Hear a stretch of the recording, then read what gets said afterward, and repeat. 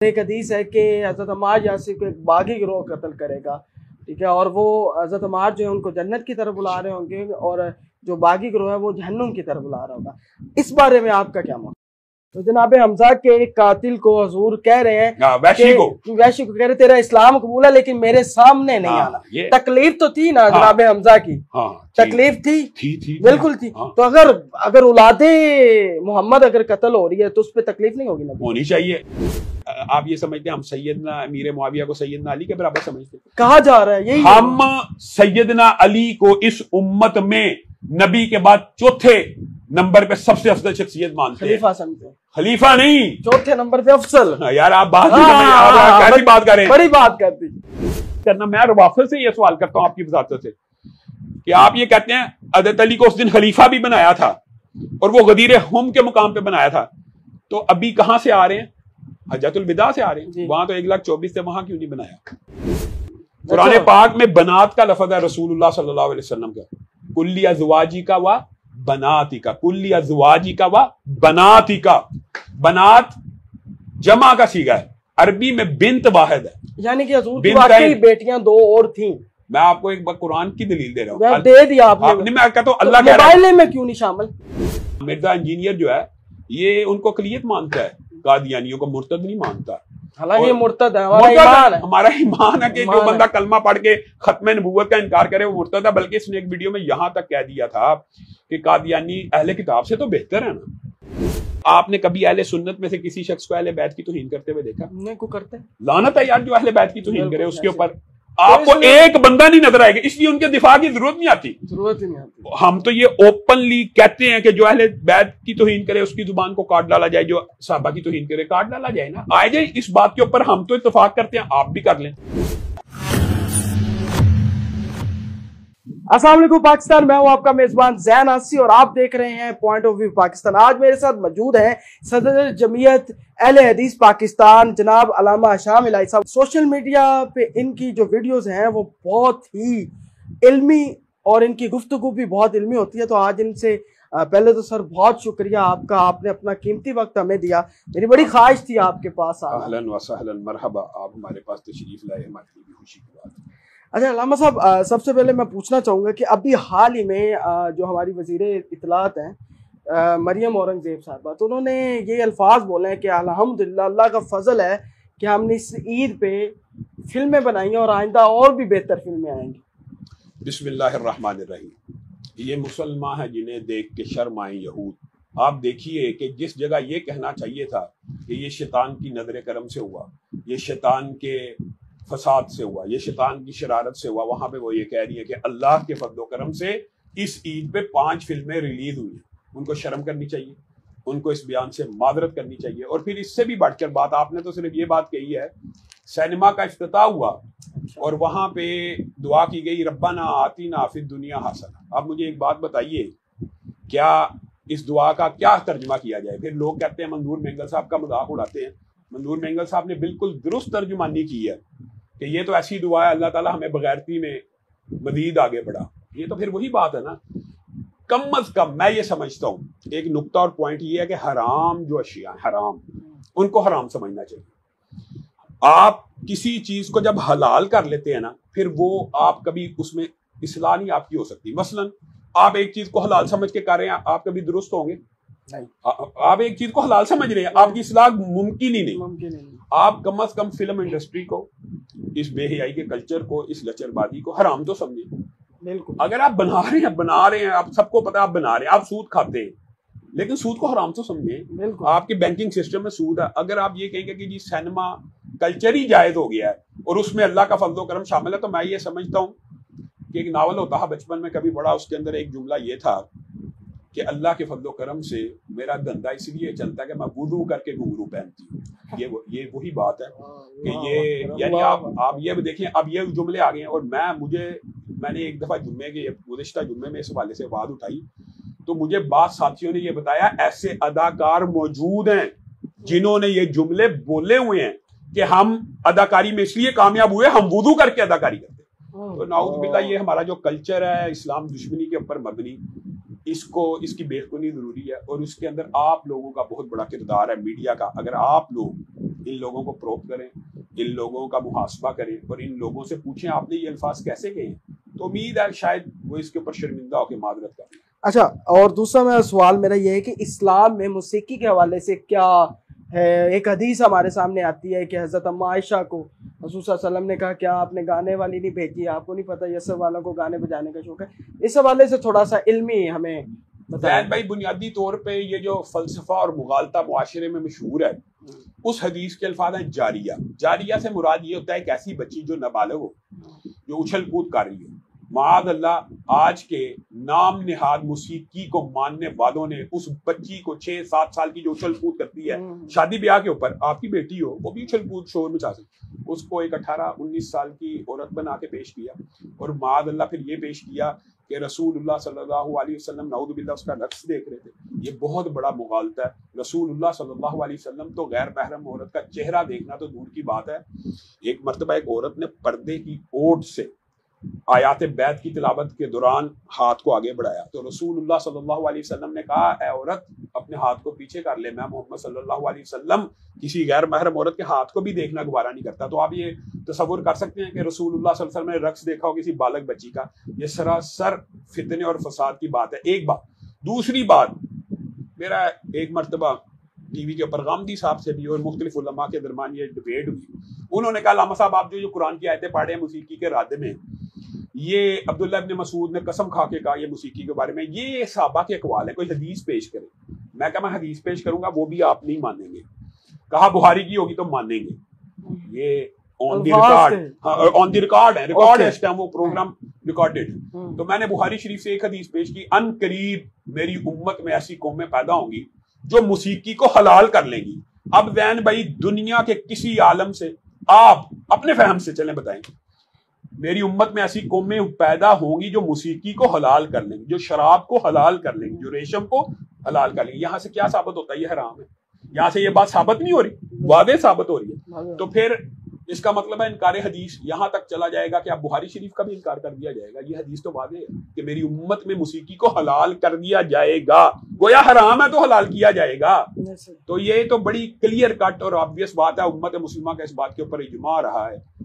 لیکن ایک ضمنی بات میں ضرور کہنا چاہتا ہوں, اس سے مراد یہ نہیں ہوتا کہ آپ یہ جو چڑیوں کی چہچہاہٹ ہے یا پتوں کا سرسرانا ہے یا فصلوں کا لہلہانا ہے, یہ جو آوازیں, یہ جو ساؤنڈ ہے, ان میں ریدم موجود ہے, لیکن یہ موسیقی کے اندر نہیں آتی. یہ جائز ہے, یہ جائز ہوگا. اچھا, داڑھی کے ساتھ بھی یہ بتا دیجیے گا کہ امامت جو ہے وہ داڑھی کے ساتھ ہی ہو تو امامت ہو سکتی ہے یا داڑھی کے بغیر بھی نماز کروا سکتے ہیں؟ بنیادی طور کے اوپر آپ سفر میں ہیں, آپ مسافر ہیں, یا آپ کہیں پہ جا رہے ہیں آ رہے ہیں, آپ 3-4 مسلمان ہیں, ان میں کلین شیو بھی شامل ہے, وہ امامت کرائے, اس میں کوئی حرج کی بات نہیں ہے, اس کی نماز قبول ہے. داڑھی شرط نہیں ہے نماز کے لیے, لیکن ایک متعین مسجد ہو, اس کا امام ایسے فاسق کو رکھ لینا جو ہر روز صبح اٹھ کے سنت رسول کو ذبح کرتا ہے, یہ مناسب بات نہیں. یہ اس کو کہتے ہیں اخلاقی پیرامیٹرز, یہ اخلاقی دائرہ کار ہے. لیکن پھر بھی اگر کوئی امام مسجد کلین شیو ہو, داڑھی چھوٹی ہو, تو اس کے پیچھے نماز جائز ہے, لیکن اس کو رکھنا کیا معقول اور مناسب ہے, یہ ایک اخلاقی دائرہ کار ہے. آپ یہ بات سمجھتے ہیں کہ ہر روز ایک بندہ ایک گناہ کرتا ہے اور اس کو امام مسجد بنایا جائے, آپ بھی چاہیں گے نہ بنے, میں بھی چاہوں گا کہ نہ بنے. اگر وہ گناہ ظاہری ہو کہ داڑھی منڈوانا, بہرحال رسول اللہ کی سنت ہے نا, اس کو ذبح کرنا کوئی چھوٹا جرم نہیں ہے. ہر روز صبح اٹھے بندہ اس کو ذبح کر رہا ہے, یعنی رسول اللہ کی سنت کو ذبح کر رہا ہے, تو ایسے آدمی کو امام مسجد نہیں بنانا چاہیے. لیکن یہ فتویٰ دے دینا کہ اس کے پیچھے نماز نہیں ہوتی, یہ بات درست نہیں ہے. نماز ہو جاتی ہے, کیونکہ فاسق کے پیچھے نماز ہو جاتی ہے. لیکن جو عادی فاسق ہونا, اس سے احتراز علماء نے, محدثین نے ابواب بندی کی ہے. ایک بندہ عادی مجرم ہے, اس کے پیچھے نہیں ہونی چاہیے. اچھا علامہ صاحب, آج کل نا مغربی دنیا میں اسلاموفوبیا بہت پھیل چکا ہے. حالیہ دنوں میں سویڈن کے اندر آپ نے دیکھا قرآن پاک کی بے حرمتی کی گئی اس ملعون کی جانب سے. اب اور بھی بڑے جو ہمارے سیکولر اور جو ایتھیسٹ ہیں, جو کسی خدا کو نہیں مانتے, وہ ایک, اور جو اس میں فیمنسٹ بھی میں کہوں گا, جو ریڈیکل فیمنسٹ خواتین ہیں, ایک بڑا ہم پہ ایک پوائنٹ اٹھتا ہے, اور ہندوستان کے اندر بھی بڑی دفعہ اس پہ بات ہوتی ہے, اور انڈین میڈیا کے اوپر میں دیکھتا ہوں نا بڑا رونگٹے کھڑے ہوتے ہیں. حضرت اما عائشہ کی عمر کے حوالے سے بڑا بڑا زیادہ نا یہ ہمارے علماء کا میرے خیال سے، کیونکہ میں اس حوالے سے اہل حدیث مکتبہ فکر کا موقف کا قائل ہوں کہ انہوں نے ایج کو صحیح ثابت کیا. اس حوالے سے تھوڑا سا ہمیں کلیئر بتا دیں کہ حضرت اماں عائشہ کی عمر کیا تھی شادی کے وقت، وہ جو ہمیں بتایا جاتا ہے کہ 6 سال تھی 9 سال تھی، اور اس پہ باقاعدہ وہ کہتے ہیں جی دیکھیں جی آپ کے نبی نے یہ کیا، ٹھیک ہے، اور خاموش کروا دیا گیا، اور ان کا نام جو ہے وہ مسجد کی میناروں سے آتا ہے. تو یہ اس طرح کے الفاظ ہمیں بڑی تکلیف دیتے ہیں. یہ تو بڑے رقیق اور بےہودہ الفاظ ہیں. یہ جو آپ نے عورت مارچ کے حوالے سے بات کیا، آپ کو پتہ ہے یہ انہوں نے ایک بار مرتبہ دو مانی یہ نعرہ بھی لگایا تھا. یہ بات آپ کی درست ہے، ویلڈ ہے، لیکن اسلامی شریعت جو ہے آسمان سے نازل ہوئی ہے، اس کے اندر میری اور آپ کی رائے کی کوئی اہمیت کوئی نہیں. اگر میں ایک ایسے کلچر سے تعلق رکھتا ہوں، مثال دے رہا ہوں، جس میں شراب پینا مجھے گناہ نہیں لگتا تو اس سے شراب حلال نہیں ہو جائے گی. زنا مجھے جرم نہیں لگتا تو زنا حلال نہیں ہوگا. چوری، سود، تجارت کے اندر مجھے برا نہیں لگتا، اس سے حلال نہیں ہوتا. اسی طرح رسول اللہ صلی اللہ علیہ وسلم کی شریعت میں خیار البلوغ کا ایک چیپٹر ہے، ایک فقہی باب ہے. وہ یہ ہے کہ بچے اور بچی کا نکاح ہو سکتا ہے لیکن ان کی رخصتی بالغ ہونے کے بعد ہوگی. اب مجھے ایک بات بتائیں، اسلام میں بلوغت معیار ہے، اہلیت معیار ہے. اگر ایک عورت بالغ ہو گئی ہے، اس کی عمر چاہے 9 سال ہے 10 سال ہے، وہ 11 سال میں بالغ. ایک بچی بالغ ہی 16 سال میں نہیں ہوئی. بالکل. ایک بچی 9 سال میں بالغ ہو گئی ہے. یہ ہو سکتا ہے میڈیکلی، میڈیکلی تو پروون ہے ہی ہے. بچیوں کے اتنی عمر میں بچے ہوتے ہیں. صحابہ کی بہت سے صحابہ کے اب واقعات ہیں جن کی 11 سال 12 سال کی عمر میں شادیاں ہوئی ہیں، لیکن اس کے اندر ہے صلاحیت. ایک بچہ 12 سال میں بالغ ہو جاتا ہے. آپ پاکستانی معاشرے میں آج ہم جس معاشرے کو سمجھتے تھے کہ ہماری بلوغت کی عمریں کچھ لیٹ ہیں، اب پاکستانی معاشرے میں آج کل سروے کروا لیں. میں نے ڈاکٹر میرے ہوتے ہیں، میں اکثر پوچھتا رہتا ہوں، اس ٹائم 12 سے 13 سال کے بچہ بالغ ہو جاتا ہے پاکستان میں بھی، اور اس ٹائم پاکستان میں بھی 10 سے 11 سال کی بچی بالغ ہو جاتی ہے. کسی دور میں ہم یہ سمجھتے تھے یہ بلوغت کی عمر 15-16 سال ہے، ہمارے جب بچپن تھا، اور یہ 18 سال ہے. تو بنیادی طور پہ اسلام میں یہ بلوغت کے بعد رخصتی کے اوپر اعتراض کرنا لگا ہوا ہے.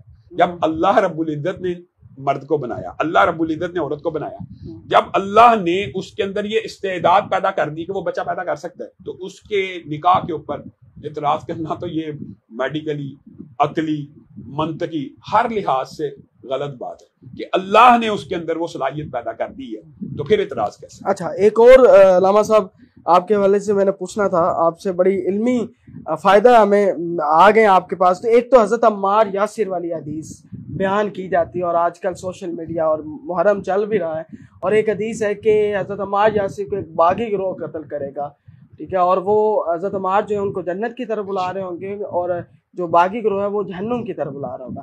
اس بارے میں آپ کا کیا موقع ہے؟ وہ باغی گروہ کون سا؟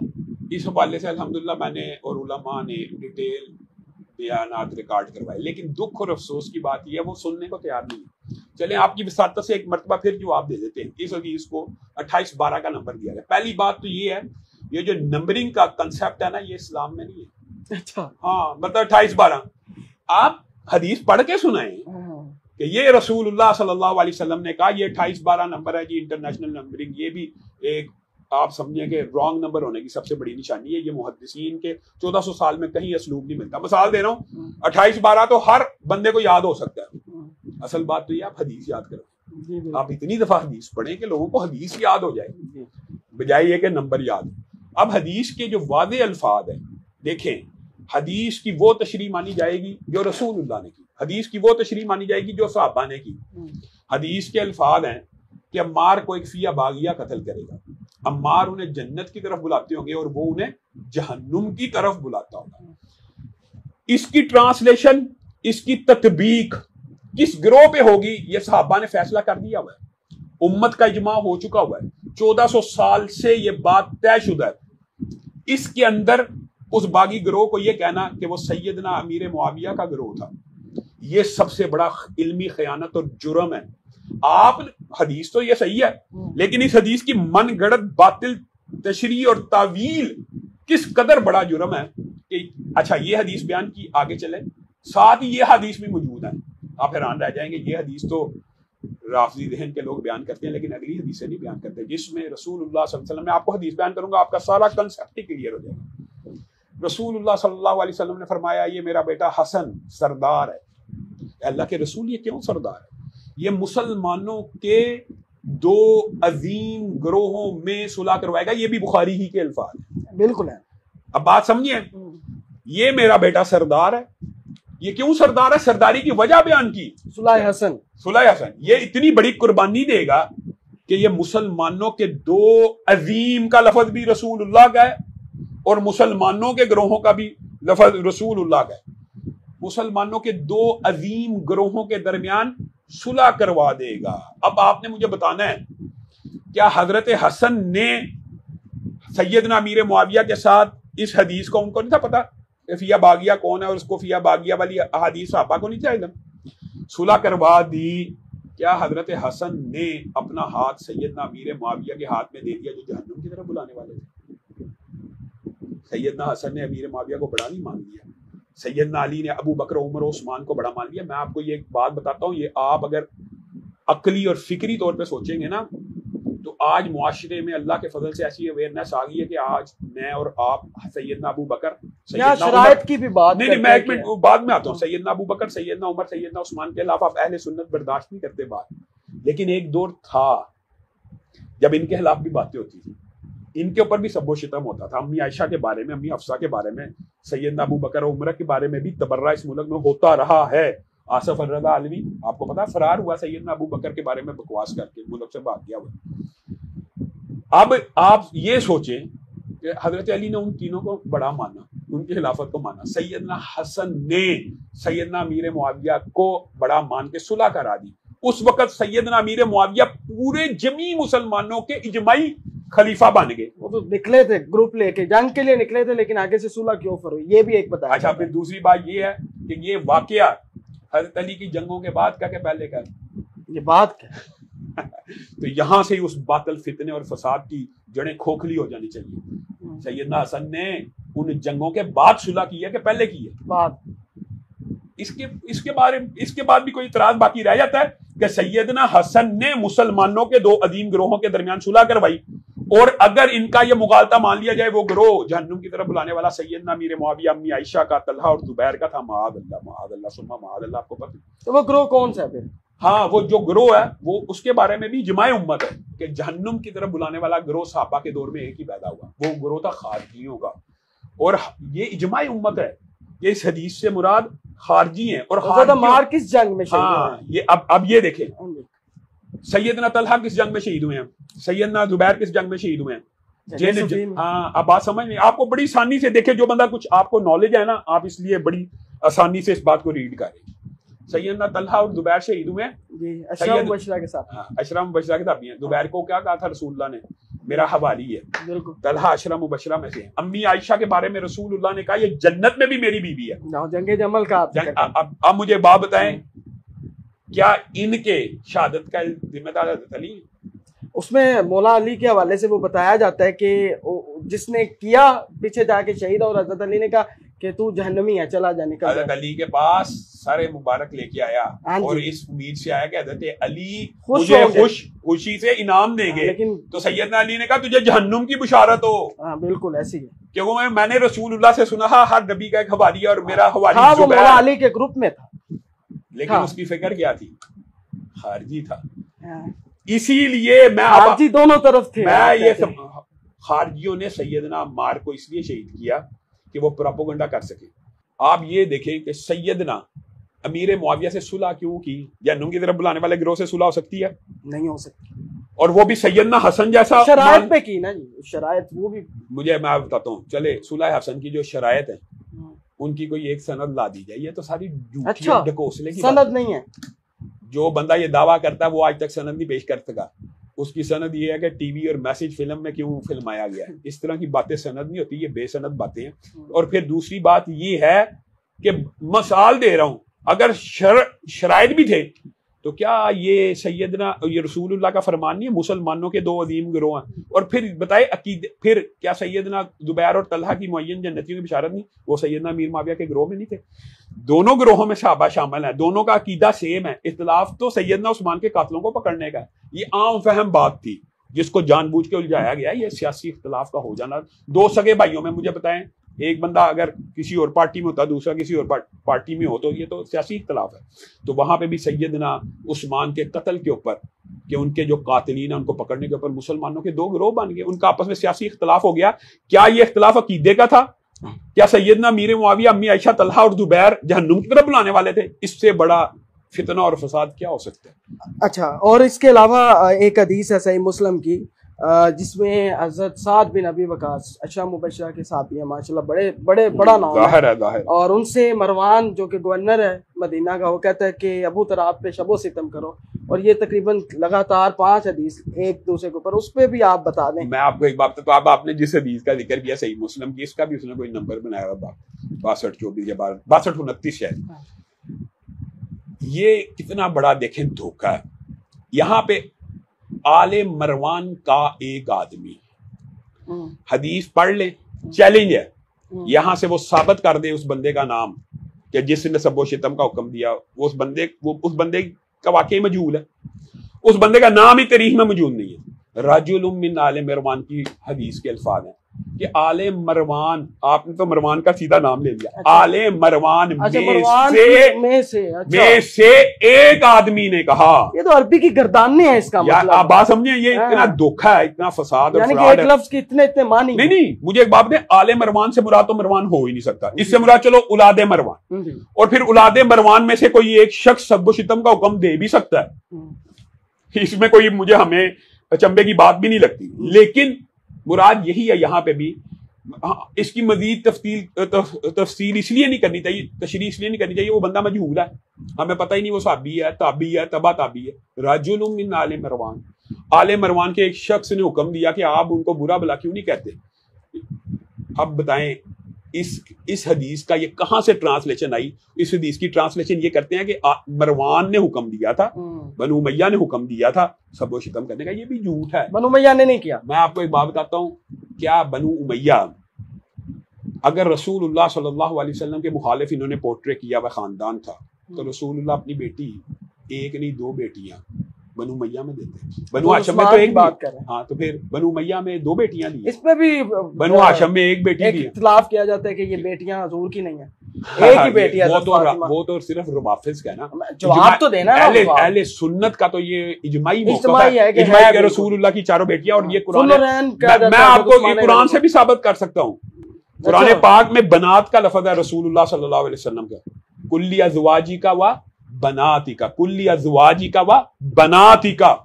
بنات جمع کا صیغہ ہے, عربی میں بنت واحد ہے, یعنی کہ حضور کی واقعی بیٹیاں 2 اور تھیں.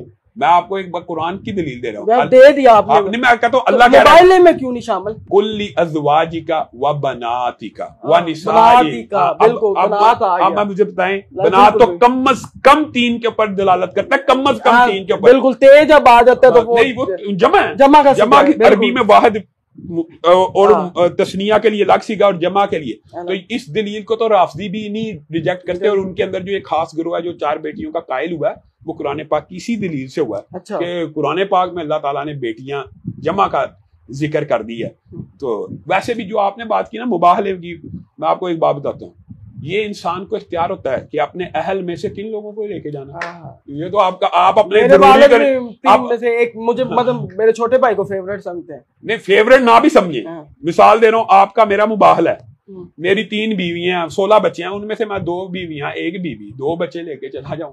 یہ ہوتا ہے یہ مسئلہ, اس لیے یہ دلیل تو بالکل ہی بوگس. اچھا, دوسرا انجینئر صاحب نے جی آپ دونوں بھائیوں کو آن دا جو کیمرہ ہے نا جی, انہوں نے ویڈیو کے اندر بنو امیہ کا, وہ لفظ میں نہیں بولوں گا, میں نے اس لیے بڑا اچھا اخلاقی لفظ چنا ہے, سپورٹر کا, اور آپ کو ناسبی کہا ہے. اس بارے میں آپ کیا کہنا؟ مجھے ایک بات بتائیں, جس بدبخت شخص سے صحابہ نہیں بچے, جس بدبخت سے ائمہ دین نہیں بچے, جس سے امام ابن تیمیہ نہیں بچے, جس سے احمد رضا خان نہیں بچے, جس سے کوئی, میں اب یہ اگر بات کہوں تو یہ بھی درست ہے, جس سے نبی نہیں بچ سکے, کہ جن کو وہ کل کا چھوکرا کہتا ہے اور اس کے اوپر ڈٹ گیا ہے, بجائے یہ کہ کہتا سلپ آف ٹنگ ہے جی, یہ میں نے اردو زبان میں کہا تھا, یہ وہ ڈٹ گیا, اور بعد میں اسی کی ویڈیو ہے, یہ مولوی کتنے بدتمیز ہے, مجھے کل کا چھوکرا کہتے ہیں. بھائی اس کا مطلب ہے آپ کو کل کا چھوکرا کہا جائے, آپ کو وہ تکلیف دیتا ہے, آپ نبی کو کہیں تو تکلیف نہیں دیتا. تو جو انبیاء کے بارے میں یہ کہ جو حضرت حسن حسین کے بارے میں کہہ دے وہ تو شاہی کوئی نہیں نبیان سامنے، اور نبیوں کے بارے میں کہہ دے نبی تو شاہی کوئی نہیں، اور وہ ظاہر یہ کہہ رہے کہ میں توحید بیان کر رہا ہوں. یہ کون سی توحید ہے؟ کیا نبی شاہ نہیں ہوتے؟ نبی اللہ کے محبوب بندے ہوتے ہیں. اس کو پتہ نہیں توحید ابلیس نے سکھائی ہے. نبی تو شاہی کوئی نہیں. آپ اس کو جس مردی طرح جسٹیفائی کرنے کی کوشش کریں، نبی اللہ کے محبوب بندے ہیں، اللہ کے محبوب ہیں. یہ کہنا کہ نبی کوئی چیز نہیں اللہ کے سامنے، اللہ کے سامنے نبیوں کا مقام و مرتبہ ہے. اللہ رب العزت نے ان کو یہ فضیلت دی ہوئی ہے. پھر یہ دعوے کرنا، یہ تو اس کے خلاف اس کے پیچھے ایک لابی ہے جو اس کو سپورٹ کر رہی ہے. ورنہ اس طرح کی سری گستاخیاں پاکستان کی تاریخ میں کسی نے نہیں کی. اور اہل سنت کا چوگا اوڑھ کے یہ اپنے آپ کو ایک سیف پیسیج دینے کی، اور ایک خاص یہ دو لابیوں کا نمائندہ بنیادی طور پہ، ایک رافضی فکر کی خاص لابی کا حصہ ہے جس کی اس کو پوری کی پوری سپورٹ حاصل ہے. دوسرا یہ قادیانی فکر کی ایک لابی کا حصہ ہے. تو بڑا دعویٰ کر رہا ہے قادیانی والا. آپ نہیں، یہ تو اجماعی اب دعویٰ ہو چکا. آپ کسی بھی اہل سنت کے مکتبہ فکر سے، کیونکہ اس نے قادیانیوں کے بارے میں بھی بڑی زیادہ سہولت کاری، اور اس کی بہت سی ویڈیوز اس بات کے اوپر دلالت کرتی ہیں کہ میں ان کو بھی بڑے مارجن دوں گا. وہ تو آپ کے رسول کو مانتے ہیں، اہل کتاب سے تو بہتر ہوئے معاذ اللہ. آپ یہ بتائیں کہ قادیانی مرتد ہے اور وہ ان کو اقلیتوں کے زمرے میں لیتا ہے. مرزا غلام اقلیتوں کے، ہاں، مرزا انجینئر جو ہے یہ ان کو اقلیت مانتا ہے، قادیانیوں کو مرتد نہیں مانتا. حالانکہ مرتد ہے، ہمارا ایمان ہے کہ جو بندہ کلمہ پڑھ کے ختم نبوت کا انکار کرے وہ مرتد ہے. بلکہ اس نے ایک ویڈیو میں یہاں تک کہہ دیا تھا کہ قادیانی اہل کتاب سے تو بہتر ہے نا، یعنی اہل کتاب سے بدتر ہیں. اہل کتاب میں تو شادیاں جائز ہیں، اہل کتاب کے ساتھ تو معاملات اور تعامل کا حکم ہے. مرتد کے لیے تو تلوار ہے، مرتد کے لیے تو قلعہ کما ہے. اور اسلامی ریاست تو ان کے لیے کم از کم سزا جلا وطنی ہے. ان کو اقلیتوں کے حقوق کب ملیں گے یہ بھی یاد رکھیے. بات آئی ہے ضمنی طور پہ، کسی بھی کافر کو اقلیت کے حقوق تب ملتے ہیں جب وہ اپنے آپ کو الگ مذہب یا الگ دین شو کرے. ایک بندہ، ایک مثال دے رہا، ایک پیپسی کی بوتل ہے، اس کی کاپی بنا کے پاکستان میں کوئی پیپسی بیچے گا، اس کے خلاف پرچہ ہونا چاہیے کہ نہیں؟ کوکو کولا کی. بالکل. اب یہ جو غیر مسلم اپنے آپ کو جب تک کہیں گے نا ہم مسلمان ہیں، یہ مرتد رہیں گے. یہ اپنے آپ کو الگ دین، الگ مذہب کا پیروکار بنا لیں جیسے سکھوں نے کیا، جیسے دیگر مذاہب، تو اب بھی ان کو اقلیتوں کے حقوق مل سکتے ہیں. لیکن یہ جب کہیں گے نہیں ہم ہیں بھی مسلمان، تو پھر تو اب مرتد ہے. یہ بنیادی اختلاف ہے جس کی عقل میں اتنا سا بھی نہیں آتا. اور دوسری بات یہ ہے کہ یہ چاہے گالیاں نکالتا رہے، ہمیں لوگ ویڈیوز بھیجتے رہتے ہیں، تو اس کے خلاف آپ کو پتا پرچے بھی کروائے، لیکن اس کے پیچھے ایک مضبوط لابی ہے. اور ہم انشاءاللہ کوشش کر رہے ہیں کہ اس لابی کو قائل کیا جائے کہ اس کی سپورٹ بند کر دی جائے. جواب آ رہے ہوتے ہیں آپ کے. میں آپ کو ایک بات بتاتا ہوں، ہم اس لابی کے ساتھ بھی انٹریکشن میں ہیں کہ آپ اس کو اتنا سپورٹ نہ کریں، اس کو گرفتاری کرائیں. پیر افضل قادری نے جو ساری کمپین چلائی، ہم ان کے ہمراہ ہیں، ان کے ساتھ ہیں. پہلی دفعہ ہوا ہے کہ اہل حدیث اور بریلوی دیوبندی مطلب میں نے آپ کی طرف سے خادم رضوی صاحب کے حوالے سے بڑے اچھے الفاظ ممبروں میں بیٹھ کے آپ بتائیں، جو پہلے کبھی نہیں ہوا. بریلویوں کے حوالے سے اہل حدیثوں کا ہمیشہ وہ ایک رہتا ہے. چلو دیوبندیوں کا یہ اصل میں نا یہ بھی ایک مسکنسپشن ہے. اللہ کے فضل و کرم سے اہل حدیث دیوبندی اور بریلویوں نے 1977 میں بھی 71-72 میں بھی مشترکہ تحریکیں چلائی ہیں. لیکن چونکہ وہ عرصہ پرانا تھا، نوجوانوں کو نہیں پتا، اکٹھے مال روڈ پہ شہادتیں دی، اکٹھے ختم نبوت کے لیے تحریک نظام مصطفیٰ اکٹھے شہادتیں دی. اس کا مطلب یہ ہے کہ یہ ایک جھوٹ، یہ وہ بھی اسی نے گڑا ہوا ہے کہ کبھی نہیں ہوا. یہ ہم دفاع صحابہ میں، دفاع ختم نبوت میں، دفاع قرآن اور حرمت رسول میں ہمارے تینوں مسالک میں کوئی اختلاف نہیں. دفاع اہل بیت میں وہ اچھا اہل بیت کا میں اس لیے چلیں سکپ ہو گیا کہ آپ نے کبھی اہل سنت میں سے کسی شخص کو اہل بیت کی توہین کرتے ہوئے دیکھا؟ نہیں کو کرتے. لعنت ہے یار جو اہل بیت کی توہین کرے. اس کے اوپر آپ کو ایک بندہ نہیں نظر آئے گا، اس لیے ان کے دفاع کی ضرورت نہیں آتی. ہم تو یہ اوپنلی کہتے ہیں کہ جو اہل بیت کی توہین کرے اس کی زبان کو کاٹ ڈالا جائے، جو صحابہ کی توہین کرے کاٹ ڈالا جائے. نا آئے جائے اس بات کے اوپر، ہم تو اتفاق کرتے ہیں، آپ بھی کر لیں. اجماع امت ہے، اجماع امت. اور اس لیے میں یہ کہتا ہوں کہ یہ اس کی گالیاں نکالنے سے کوئی فرق نہیں پڑتا. اور یہ بخلا گیا، جب یہ آخری شعلہ ہوتا ہے نا تو موم بتی کا بھی ٹمٹماتا ہے، آخری لو چراغ کی بھی پھڑپھڑاتی ہے. یہ اس کی اب جاتی بہاریں ہیں، اور انشاءاللہ اس کے اوپر بڑا سخت ہاتھ پڑنے والا ہے.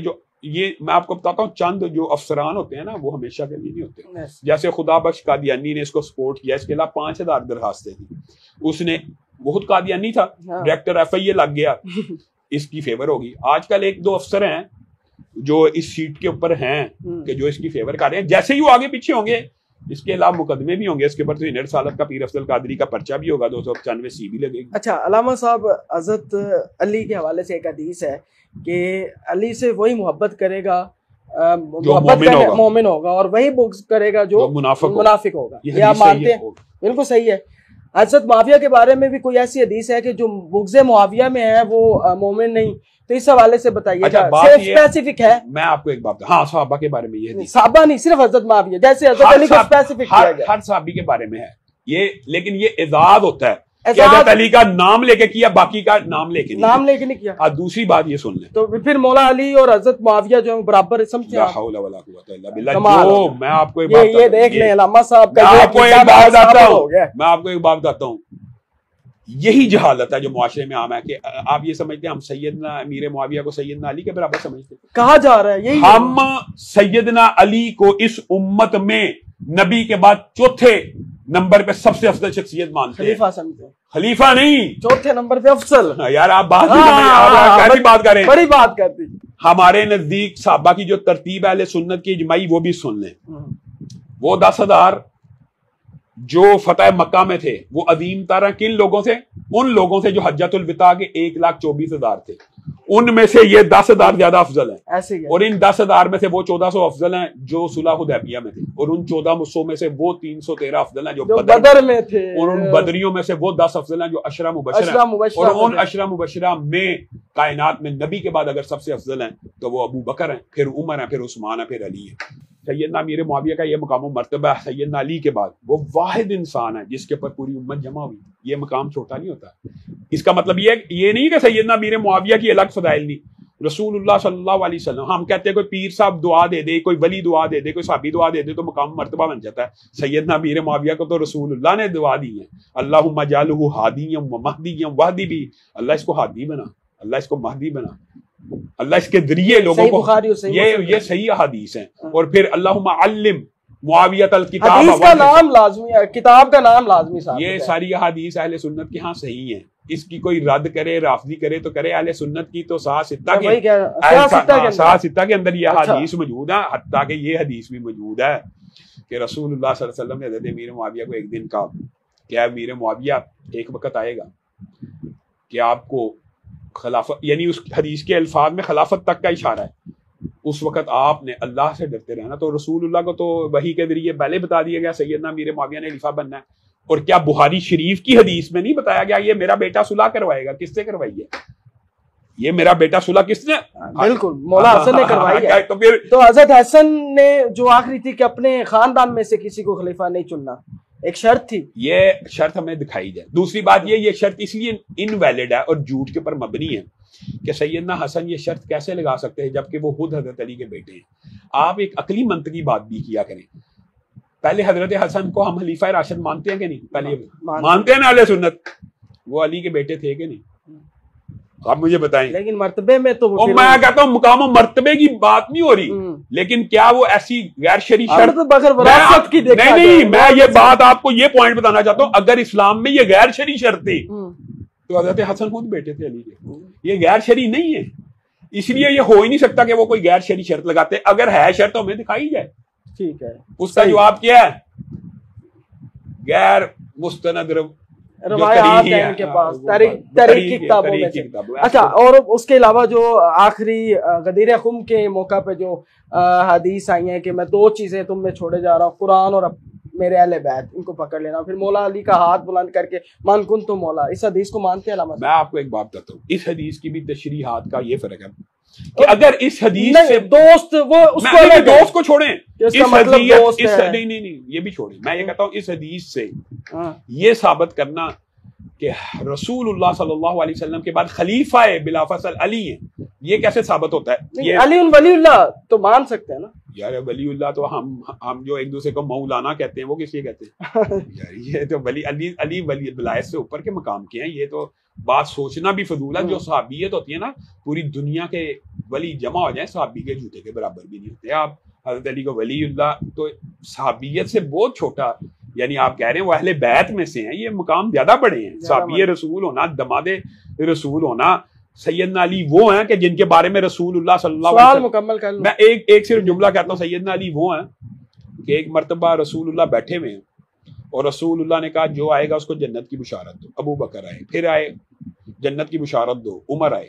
تو رسول اللہ نے ہاتھ کو بلند کر دیا, اے اللہ اب تو علی کو بھیج. یعنی وہ آپ کو بھی جنت کی بار بار بشارت دینا چاہتے تھے. تو حضرت علی کا مقام یہ ولی اللہ وغیرہ سے بہت بلند ہے. لیکن یہاں سے یہ اخذ کرنا, میں روافض سے یہ سوال کرتا ہوں آپ کی وضاحت سے, کہ آپ یہ کہتے ہیں حضرت علی کو اس دن خلیفہ بھی بنایا تھا اور وہ غدیر ہم کے مقام پہ بنایا تھا, تو ابھی کہاں سے آ رہے ہیں؟ حجۃ الوداع سے آ رہے ہیں. وہاں تو 1,24,000 تھے, وہاں کیوں نہیں بنایا؟ کوئی عقل کی بات کرنی چاہیے. خلیفہ والی بات نہیں کر رہے. سوال میرا سوال یہ نہیں تھا, سوال یہ نہیں تھا. سوال میرا یہ تھا کہ حضرت علی کو ہم مانتے ہیں. سوال میرا یہ ہے کہ حضرت علی نے جتنی جنگیں کی ہیں, حضرت علی کو آپ ہاتھ پہ سمجھتے ہیں؟ اچھا یہ بات بھی سن لیں سیدنا, یہ بھی سن لیں, یہ بھی سن لیں, یہ لوگوں کے مسکنسپشن دور ہونی چاہیے. سیدنا علی اور سیدنا امیر معاویہ کے درمیان جو جنگیں ہوئی ہیں اس میں بھی اہل سنت کا اجماعی عقیدہ کہ سیدنا علی حق پہ تھے. یہ بات یاد رہے, یہ اجماعی عقیدہ ہے. یہ آپ اس عقیدے کو پکے ہیں, اجماعی عقیدہ ہے, کمال کر دیا. میں آپ کو یہ اجماعی عقیدہ ہے, لیکن بات یہ ہے کہ بنیادی طور پہ یہ فلسفہ سمجھنا ہوگا. وہ اجتہادی غلطی, ہاں یہ اجتہادی خطا ہونا ایک الگ بات ہے, ایک الگ. حق پہ میں بات کر رہا ہوں کہ وہ آپ نے کہہ دیا. اچھا لیکن ایک بات یہ بھی ہوتی ہے, اس سے لوگ کئی باطل طویلات اور تشریحات کرتے ہیں کہ حق پہ تھے تو اگلا بندہ باطل تھا. اور یار اس میں طلحہ, زبیر, امی عائشہ, سیدنا امیر معاویہ وہاں پہ بھی صحابہ ہیں, ان کی اجتہادی خطا کہہ لو.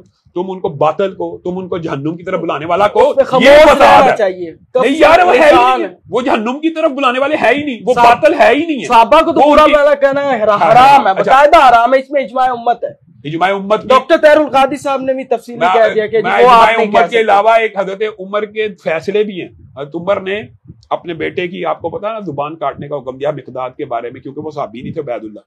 اور پھر دو صحابہ کی آپس میں لڑائی ہوگی, پتہ لگا ایک نے ایک صحابی کو یہ کہا, تو تفتیش کی. حضرت عمر نے کہا اگر مجھے پتہ لگ جاتا نا کہ تو صحابی نہیں ہے تو میں تیری زبان کاٹ ڈالتا. اس سے مراد یہ ہے کہ صحابہ کا ایک سٹیٹس ہے, ایک سٹیٹس تو ہے, اوپر نیچے ہیں, لیکن صحابیت ایک مرتبہ ہے. ان کا آپس میں اختلاف ہو جانا, ان کا ایک دوسرے کو کہنے کا مطلب یہ نہیں ہے میرا اور آپ کا کیا سٹیٹس ہے. امتی بھی پرلے درجے کے, یعنی 14ویں صدی کے. ایک تو وہ نہیں, ان کا معاملہ اللہ پہ کیوں, اللہ نے کہہ دیا کہ میں نے ان کو معاف کر دیا, میں نے ان کے گناہ معاف. حاتب بن ابی بلتہ کو حضرت عمر نے کہا میرا رسول اللہ مجھے اجازت دیجیے, میں اس کی گردن اڑانا چاہتا ہوں. جناب حمزہ کے ایک قاتل کو حضور کہہ رہے ہیں, وحشی کو کہہ رہے تیرا اسلام قبول ہے لیکن میرے سامنے نہیں آنا. تکلیف تو تھی نا جناب حمزہ کی, تکلیف تھی, بالکل تھی. تو اگر اولاد محمد اگر قتل ہو رہی ہے تو اس پہ تکلیف نہیں ہوگی نا؟ ہونی چاہیے, لیکن اس سے یہ ثابت بھی تو کرنا ہے کہ کسی صحابی نے کیا. اجماع امت ہے کہ کوئی ایک صحابی نہ سیدنا عثمان کے قتل میں ملوث ہے نہ سیدنا حسین کے قتل میں ملوث ہے. یہ من گڑت تو جلی بات ہے, یہ تو ہم مانتے ہیں. اچھا آپ بتائیں کہ پہلے خلیفہ کے جو مخالف تھے جنہوں نے بغاوت کی, ان کو آپ کیا کہتے ہیں؟ بغاوت نہیں کی, انہوں نے مانی نے زکات, یہ بھی منکر زکات تھے, وہ باغی تھے, اور وہ اسلام کے باغی تھے, اور وہ اپنا نبی لے کے آگے. تو اس کا کیا نام ہے؟ مرتد مسلمہ کذاب, جس کو ویسا نہیں قتل کیا تھا اور نعرے لگائے تھے مدینے میں کہ یا رسول اللہ مجھ سے خوش رہیے گا. ٹویسٹ کر کے حقائق لوگوں کو پیش کیے جاتے ہیں, ٹویسٹ کے پہلے کا باغی یہ ہے, دوسرے کا باغی, اور بھائی تیسرے کا باغی صاحب بھی. یہ کیسی یہ جاہلانہ بات ہے؟ تیسرے کا تو وہ ہو گیا نا حضرت عثمان کے قاتل, تو جو ہے وہ بلوائی ہیں. تو حضرت علی کے جو ہیں تو اس کے حوالے سے بھی تو وہی ہوگا. حضرت علی کا جو قاتل ہے جہنمی ہے. رسول اللہ صلی اللہ علیہ وسلم نے کہا کہ بدترین شخص ہے کہ علی تجھے وہ قتل کرے گا جو میری امت کا سب سے شقی القلب ہے. آپ کو کس نے کہا کہ اہل سنت ان کے قاتلوں کو اچھا سمجھتے ہیں؟ کسی کوئی نہیں اچھا سمجھتا, کوئی اچھا نہیں. بغاوت کرنے والوں کی بات کر رہے تھے. بغاوت نہیں ہے, اچھا یہ بات ہے, وہ اختلاف ہے. بغاوت ہے کہ اختلاف میں جنگی ہو گئی. ہاں سیاسی اختلاف میں جنگیں ہو جاتی ہیں. جنگ کی بنیاد کیا تھی؟ پھر صلح کس نے کی؟ صلح بھی تو ہوگی, اسی لیے تو بیٹا سردار تھا, اسی لیے تو سید ہے کہ صلح. بڑی ویسے تفصیلی گفتگو ہو چکی ہے آج شام علامہ صاحب کے حوالے سے. اور ایک میں آخر میں کو وظیفہ بتائیں رزق کے حوالے سے, کیونکہ میں خود آپ سے فیضیاب ہوں, تو کوئی ایسا وظیفہ بتا دیں کہ رزق جو بیچارے مایوس ہو کے بیٹھے, حالانکہ مایوسی گناہ ہے. میں اس حوالے سے رزق کی بندش ہو یا انسان یہ سمجھتا ہوں میرے پہ طویل ہو گیا ہے, میں بڑی مشکلات کا شکار ہوں, ایک بڑا آسان وظیفہ ہے جس کے اندر 5 چیزیں شامل ہیں. سبحان اللہ والحمد للہ ولا الہ الا اللہ واللہ اکبر ولا حول ولا قوت الا باللہ، اور اس کے ساتھ استغفر اللہ کی تسبیح پڑھے تو رزق حلال فراخ ملے گا، بے شمار ملے گا، مصیبتیں بھی ختم ہوں گی، غم بھی دور ہوں گے، پریشانیاں بھی دور ہوں گے. لیکن اس کے ساتھ رسول اللہ صلی اللہ علیہ وسلم کے اوپر درود بھیجنا کبھی مت بھولیے. والسلام علیکم ورحمۃ اللہ وبرکاتہ. جی بالکل، یہ آج کی ویڈیو تھی، اور علامہ صاحب کے حوالے سے میں کہتا ہوں کہ آج ایک ایک چیز کلیئر ہو چکی ہے، اور یقین کریں اتنا مزہ آیا مجھے، اور میں تو اب ان کا فین ہو چکا ہوں، بڑا امپریس ہو کے جا رہا ہوں. میں پہلی دفعہ کسی اہل حدیث مکتبہ فکر سے تعلق رکھنے والے عالم سے میں اتنا مطلب امپریس ہوا ہوں جی آج تک، کیونکہ میرا تعلق ایک بریلوی خاندان سے ہے. کٹر میرے ابا جی جماعت اہل سنت کے صدر ہیں ڈسٹرکٹ کے اکاڑا کے، ٹھیک ہے، اور بڑے پرانے نقش بندی ہیں ماشاءاللہ. تو وہ اس لیے میں پہلی دفعہ آپ اتنا امپریس ہو کے آپ سے اس لیے جا رہا ہوں کیونکہ ایسا بندہ ملا ہی نہیں آپ کے بعد. اور آج بالکل اتنی خوبصورت ویڈیو کے بعد کہ بڑے لوگ جو ہیں وہ کلیئر ہو جائیں گے. اور اس ویڈیو کو زیادہ سے زیادہ شیئر کیجیے گا. اپنے میزبان زیان آصف کی اجازت ہے. اللہ حافظ.